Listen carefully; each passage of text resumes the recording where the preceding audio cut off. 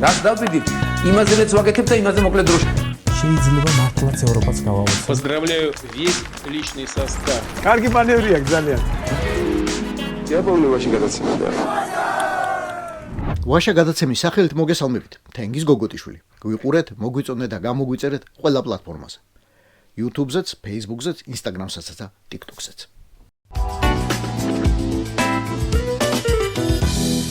ერთმა აქტიურმა პროჭორილელმა, რომელიც ოდესღაც საამაყო სპორტსმენი იყო, მერე კი თავის სახელსაც, მედლებსაც და თასებსაც უამრავი ავტოგოლი შეუგდო, პირველ რიგში პოლიტიკური ავტოგოლები.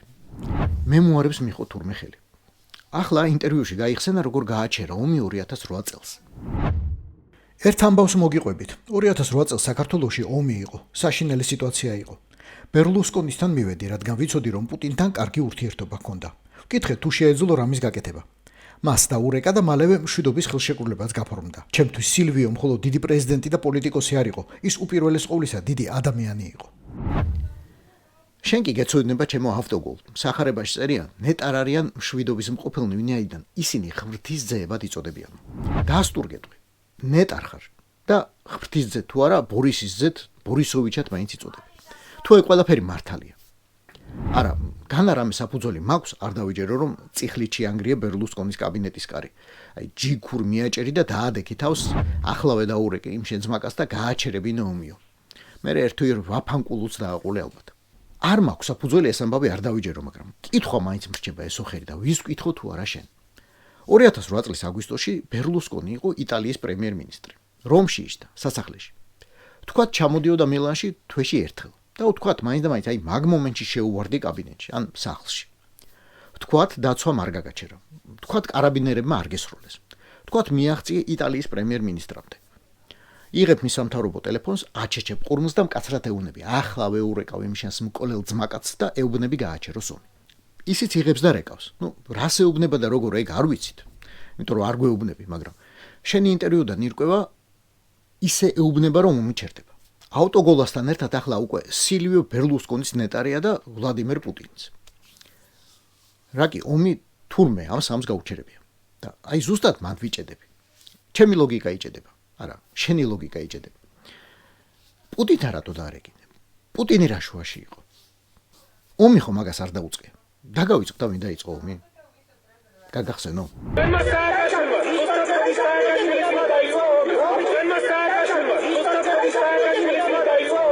დავითომ ბერლუსკონი სააკაშვილს ვერ დაურეკავდა. მოერიდებოდა მისი. ენა დაემებოდა, როგორ დაიწყე, ისე გააჩერე ომი, როგორც გინდაო. როგორც გააღვიძე, ისე დააძინე ახლა ცხინვალიო. არ დაემებოდა ენა, არ მოერიდებოდა. ოღონდ საქმეს ისაა, რომ შენ 2008-ში იცოდი და ახლაც იცი ვინ დაიწყო ომი. ვინა ამ მსხვერპლი, ვის შეეძლო ომის გაჩერება და ომის თავიდან აცილება საერთოდ. და ვისთან უნდა დაერეკა გინდ სილვიოს, გინდ ნიკოლას, გინდ ანგელასა და გინდ ჯორჯს. ან და მამაზეც ერთს თუნდაც.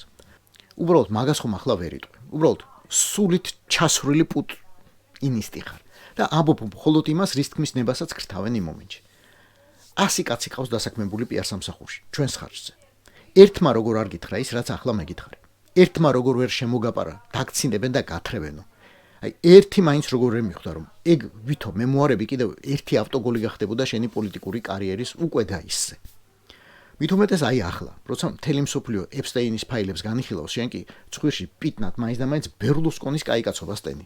ბერლუსკონისა, ვინც პედოფილიისთვის გაასამართლეს და პრემიერობიდან გააგდეს. დიახ, გაასამართლეს და გააგდეს. პედოფილიისთვის. შენს ადგილას ვინმე ჭკვიანი რომ ყოფილიყო, უბრალოდ გაჩუმდებოდა. თუმცა, ჭკვიანი გაჩუმდებოდა სამგორი აეროპორტის მიწისზე და მეტროზეც.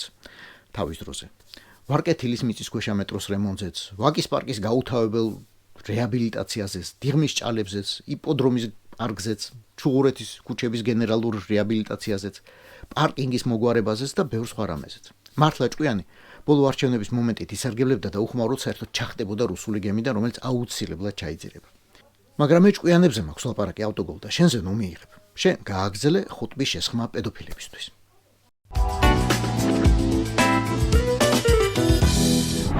ის რაც ხშირად გონიერ ადამიანებსაც არ ესმით ხოლმე კარგად. ბოლომდე არ ჯერათ რამხელა ძალა აქვს რუსულ პროპაგანდას და როგორი სისტემა. კომპანია გელაპმა, რომლის ავტორიტეტში ალბათ ეჭვი არავის არ გეპარებათ, ახლა გამოაქვეყნა მონაცემები, როგორ და საით იცვლება განწყობა უკრაინისა და რუსეთის დიდი რეგიონის ქვეყნებში. გამოიკვლიეს უმისადმი დამოკიდებულება აღმოსავლეთ და სამხრეთ ევროპაში, კავკასიასა და ცენტრალურ აზიაში. 25 ქვეყნის სიას თუ თვალს გადაავლებთ, საბერძნეთის გარდა, ჯერ კიდევ 35 წლის წინ ყველაში დიალექტიკურ მატერიალებს ასწავლიდნენ და სადღაც ღრმად ქვეცნობიერში ვიღაცას რაღაც ჩარჩენილი ექნება. ასე რომ, რუსულ პროპაგანდას წესით აქ უკეთესი ნიადაგი უნდა კონდეს ფესვების გასაშვებად. ოღონდ ნახოთ როგორ გამოსდის. მწვანე ფერით აღინიშნება რუსეთის მოქმედების მოწონების მაჩვენებელი, ლურჯით უკრაინისა. ქვეყნები დალაგდა მიმდევრობით. სიის თავში ისინი მოხვდნენ, სადაც ყველაზე დიდი განსხვავებაა. ლიდერია სრულიად ბუნებრივი სამეული ლიეტუვა, ლატვია და ესტონეთი. მერე ცოტა გასაკვირად მოდის ალბანეთი, მეხუთეა პოლონეთი. შემდეგ აზერბაიჯანი, ხორვატია, ჩეხეთი, კოსოვო და საქართველო.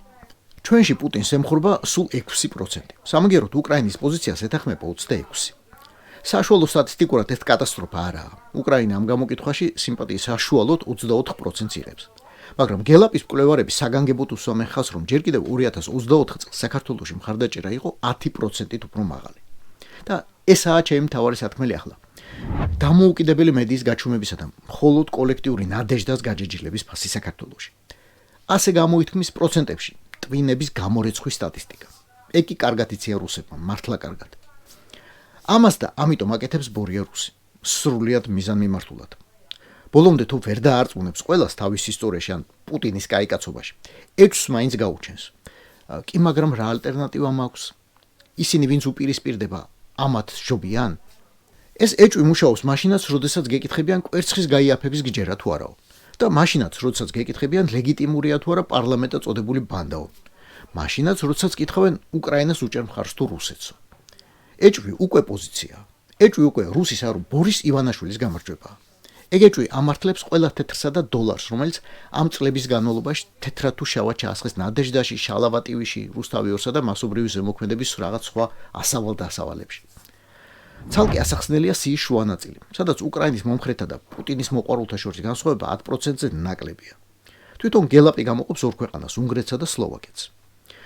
ვიცით, რომ ეს ქვეყნები, ორი ქვეყანა, ყველაზე მეტად მტრობს უკრაინის ევროკავშირში და ნატოში გაწევრიანებას და ყველანაირად ეწინააღმდეგება როგორც მის დახმარებას, ასევე ანტირუსულ სანქციებს, მაგრამ არის ძალიან საინტერესო დაკვირვება და გელაპმა ეს ქვეყნები შიდა დაპირისპირების ფონზე შეისწავლა.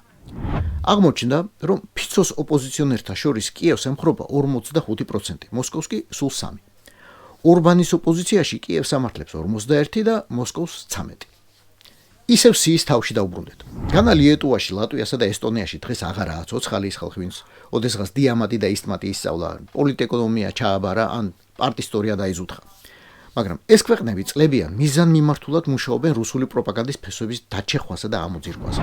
2022 წლის თებერვლიდან კი უბრალოდ აკრძალეს რუსული ტელევიზიაცა და რუსული საიტებიც საერთოდ. ამ ქვეყნებს ესმით, რომ ომში არიან და საინფორმაციო სივრცე ისეთივე ბრძოლისველია, როგორც პაკროვსკი ან ბელგროდის ცა. საქართველოს ხელისუფლება წოდებულმა რუსულმა ორგანიზებულმა ჯგუფმა ეს სივრცე ნებაყოფლობით დათმო თავიდანვე და გამარჯვება სრულიად შეგნებულად გადაულოცა პირდაპირ პუტინს.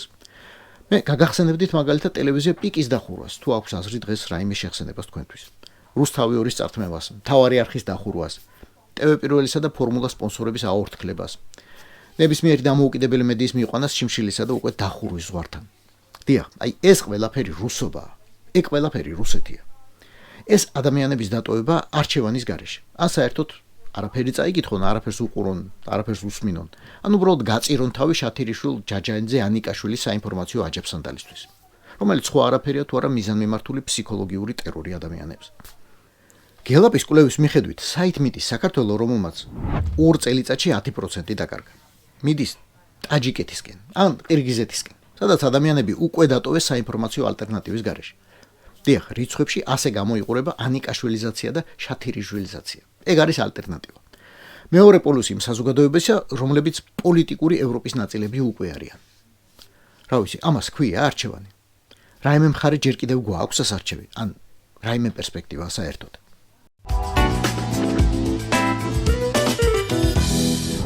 რა კუნთი უნდა გაიზარდო, რომ ოლიმპიადა მოიგო? ბიცეპსი თუ მაგალითად მოკრივე ხარ. წვივის კუნთი თუ ფეხბურთელი ხარ. კისერი თუ მოჭიდავე ხარ და თუ ტრამპლინი ნახტები, მაშინ პენისი. პენისი ყოფილა მისწრება და გადარჩენა ამ საქმეში. ამბავი ამ ოლიმპიადაზე არ დაწყებულა. ჯერ კიდევ 2025 წელს დაიწყო მსოფლიო ჩემპიონატზე, რომელსაც ნორვეგიელთა ნაკრები უბრალოდ ჩამოაშორეს საზარდულით манипуляციის გამო. გამარჯვებულებს კი მედლების ჩამოართვეს. მეც მეცინებოდა რომ მკითხულობდი ამებს, მაგრამ ფაქტებს გიყვებით. საქმის არს, რომელსაც მედიაში პენის გეიტი დაარქვეს. საქმე მხოლოდ ანატომია არა, აეროდინამიკაცაა. მეცნიერულად გამოთვლილია, რომ ხტომელის ტანსაცმლის 2 კვადრატული სანტიმეტრი 5.8 მეტრით ზრდის ხტომის სიგრძეს. ეს კი ოლიმპიურ ოქროს შეიძლება ნიშნავდეს. ამიტომ ტრამპლინამ ხტომელთა ტანსაცმელს ძალიან სერიოზული და მკაცრი წესები ჰქონია, რომელიც ტანზე უნდა იყოს მომდგარი. მნიშვნელოვანი შეჯიბრის წინ სპორტსმენებს 3D სკანერები ზომავენ და ფორმასაც ასევე აკერინებენ პარამეტრებით. 2025 წლის ჩემპიონატზე ნორვეგიელებმა წინდები და სხვა ძონძები ჩაიტენეს იქ. სკანერი მოატყუეს. ზოგმა წყლით გაბერილი პრეზერვატივებიც. ფორმა რამდენიმე კვადრატული სანტიმეტრით უფრო დიდი შეაკერიეს და მოიგეს კიდეც. იმ დროინდელი სკანდალის შემდეგ ფედერაციამ დაიწყო სპორტსმენების უფრო გამოწვლილვითი შემოწმება. ყველაფრისა. ხტომელებს ფორმაში ახლა უმონტაჟებენ ჩიპებს, რომ მათ ფედერაციის მიერ დამტკიცებული ტანსაცმელი არ გამოიცვალონ და რამე უფრო დიდ საზარდულიანი თარიღტუნაონ. ტრუსიკში ძონძების ჩატენვის ვარიანტი მოკვდა, მაგრამ ვიღაცებმა იპოვეს სხვა გამოსავალი. ყოველ შემთხვევაში გერმანული ჟურნალი ბილდი ამტკიცებს, რომ მამრებმა დაიწყეს პენისების ხელოვნური გაზრდა, რომ სხეულისა და ტანსაცმლის ფართობი გაზარდონ. კიდევ ერთხელ 2 კვადრატული სანტიმეტრი, 5 მეტრი და 80 სანტიმეტრი ნახტომში. ბევრია კი. ჟურნალი ბილდი ამბობს, რომ სპორტსმენებმა დაიწყეს ფილერების გამოყენება, ანუ ინიექცია პირდაპირ იქ, იმაში.